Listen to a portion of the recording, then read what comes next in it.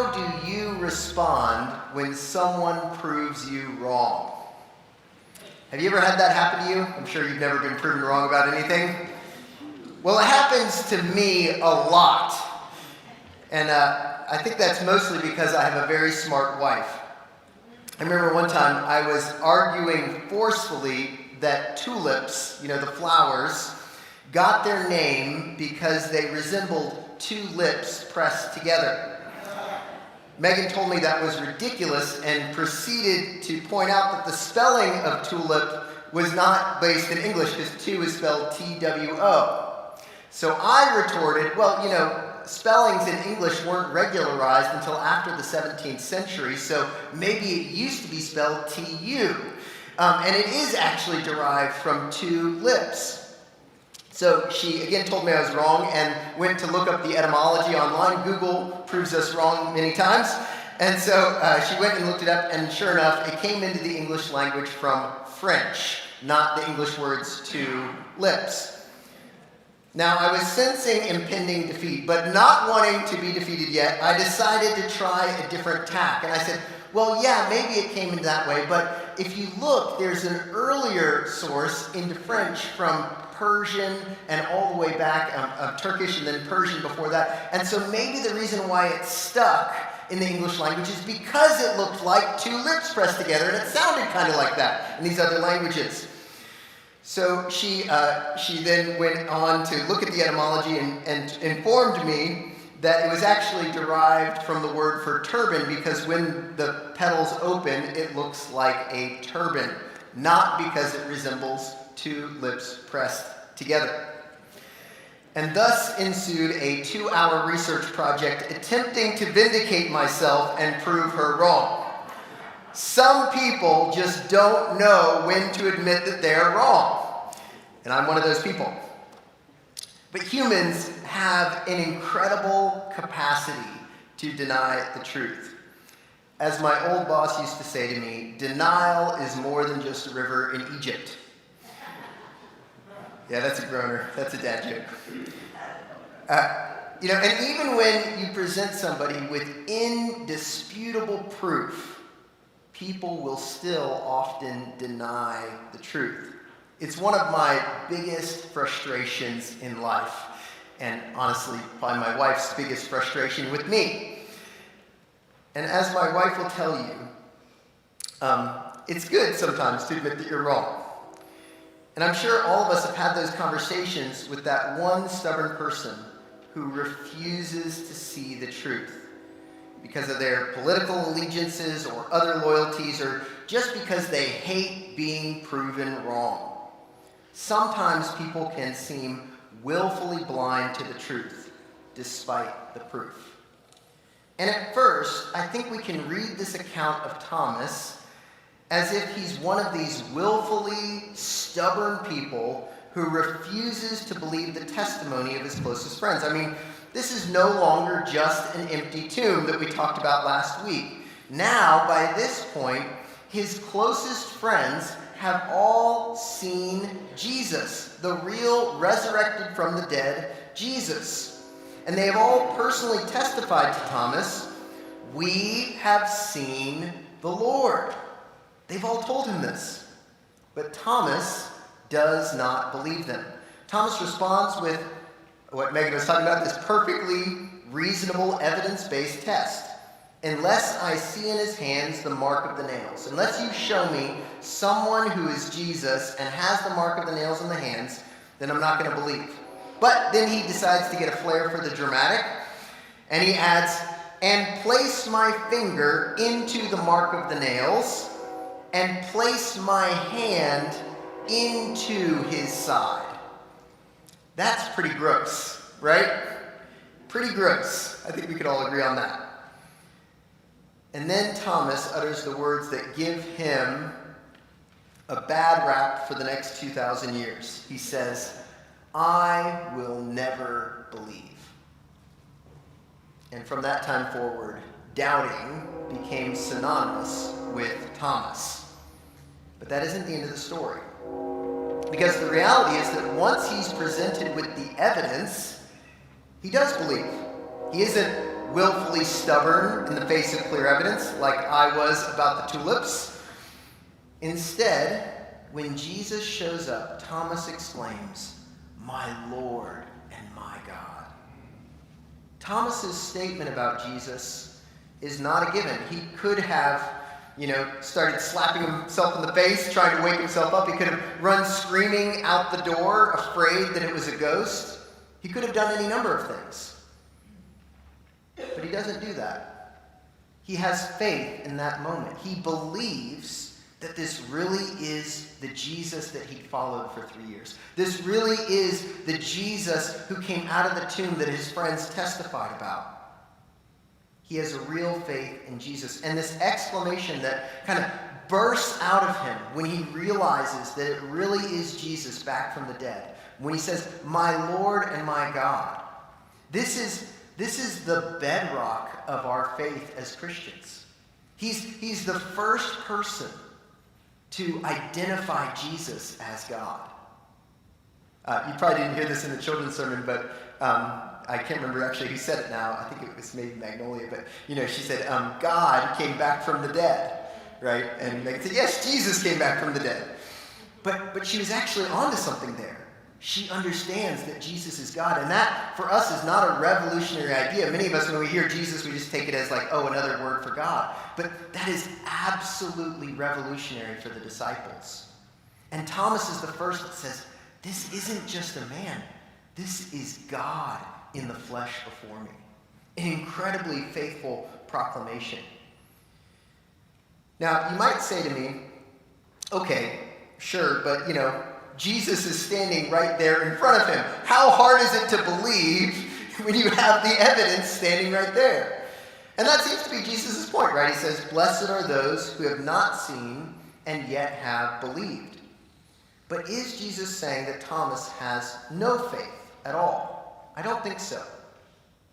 Because what we read on, as we read on the accounts, is that there were some people who were in the presence of the risen, the resurrected Jesus standing in front of them, and they still doubted.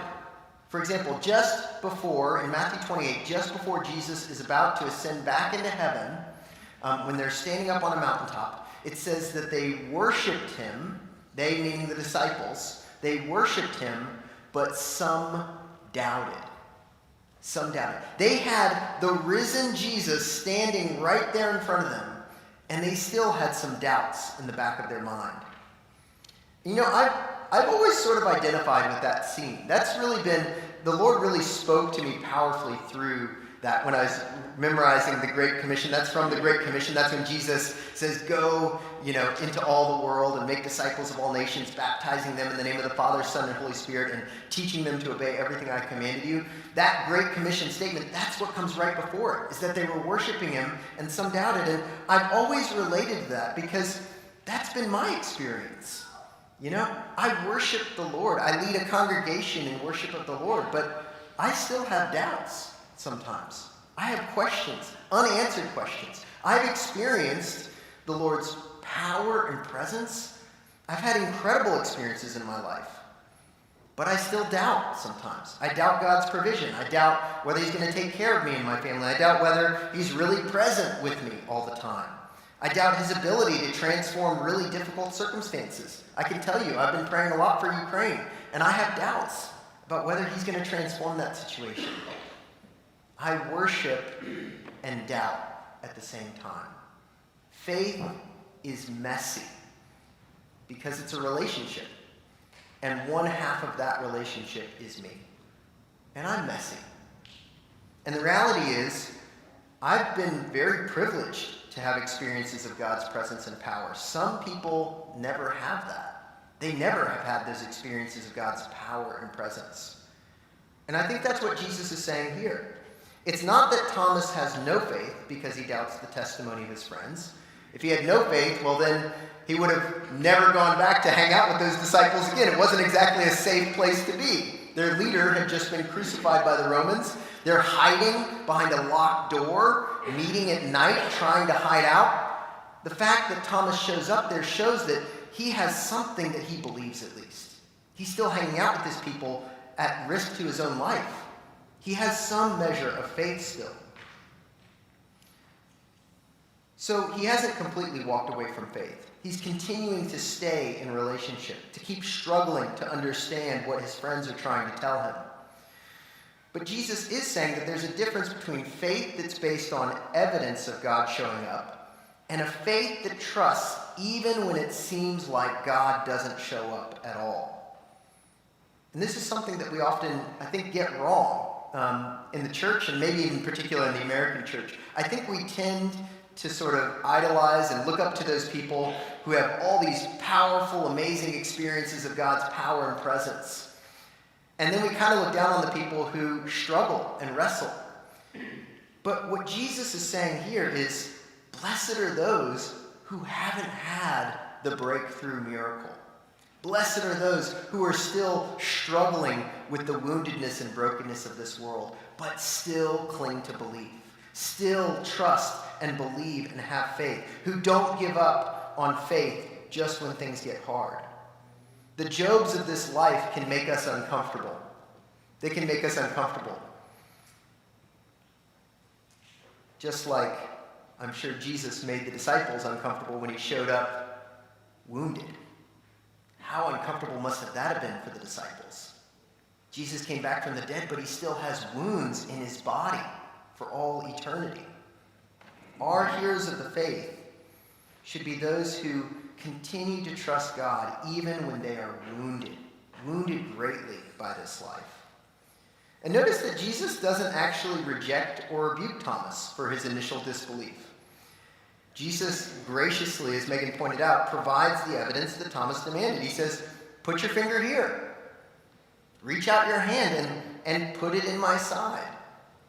Now, I don't know. Artists have speculated about this for centuries. There's some depictions of this. I was going to show some of them this morning, and I forgot to send them in to Melanie. But there are some depictions of this where you actually see him Thomas poking his finger and putting his hand into the side of Jesus. There's some depictions like that. There's some where he never does it.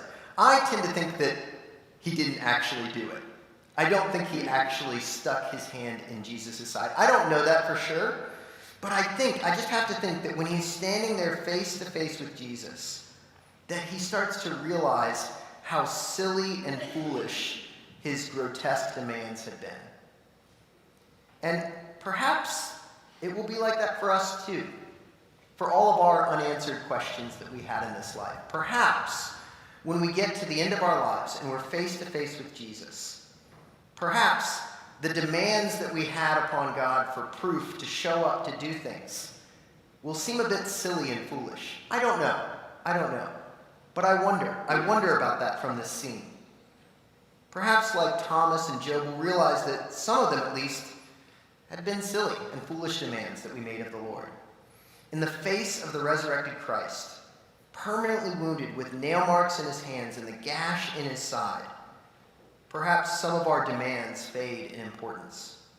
In the reality of the risen Christ, perhaps there's a deeper truth that's being revealed. A seminary professor of mine, Rod Whitaker, he wrote this about this scene. He's a brilliant John scholar. He's a scholar on the Gospel of John. And he said this: when Thomas finds death and life juxtaposed in Jesus, he realizes who the one standing before him really is. He gets an insight into the full nature of Jesus, one that none of the other disciples had had at this point, that this really is God, that this paradox of the living, wounded Jesus haunts us. It should reveal God to us. It should be so paradoxical to us that we realize that there's something bigger here going on. Let's consider for a minute what Thomas says. This declaration, he says, "My Lord and my God." So he's overwhelmed. He's in the face of Jesus. He's present with Jesus. And he says, "My Lord and my God." Let's think about what he's saying here. It's clear that the disciples already thought of Jesus as Lord. That's what they say to Thomas. They say, "The Lord has appeared. We've seen the Lord. The Lord has appeared to us." They called him that numerous times throughout the Gospels. And so they already had that category, that Jesus was this human king, this Messiah, who was going to come bring liberation to God's people. But Thomas adds, "and my God." Now, for the disciples, these were two radically different categories. The Messiah was a human king that God was going to send to liberate God's people, who was under God's authority and blessing. But God was God, right? And here, somehow in this moment, Thomas realizes that the Lord, the Messiah that they've been waiting for, is none other than God himself. That God did not send some other king to them.